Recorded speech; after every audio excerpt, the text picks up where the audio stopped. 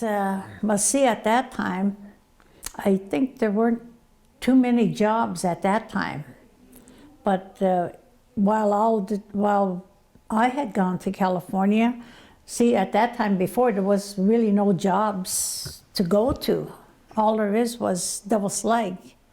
Now, there was a lot of government jobs, but I'm assuming they'd have to have some kind of college education. That's what I was thinking growing up, to get into those type of jobs. So, and I don't know if that's why they started the relocation, where they'd help people, you know, move to other cities. Well, that's what they had asked my sister, I guess, and her cousin, where would you like to, what city would you like to go? And of course, they thought of a warm state right away. They said California, you know, because of course here it was very cold, usually in the winter. So they chose California. And so that's where, since I married there in California, that's where all the kids grew up. Till I think my daughter was 7 or 8 years old when we moved back in 1978.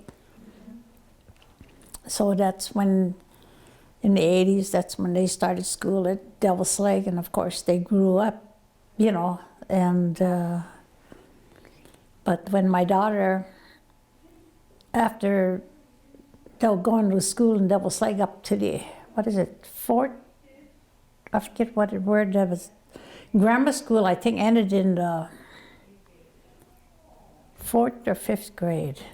Anyway, she wanted to go to a boarding school. She said, I want to go to the boarding school, she said. And I says, well, at that time, you had to go to the judge here on the res for him to sign a paper that it's okay for you to go to school, you know.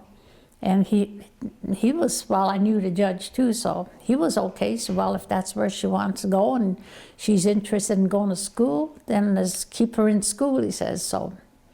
So he signed the paper and she went, I think it was to Wapton. I think at that time they had a Wapton Indian school at that time.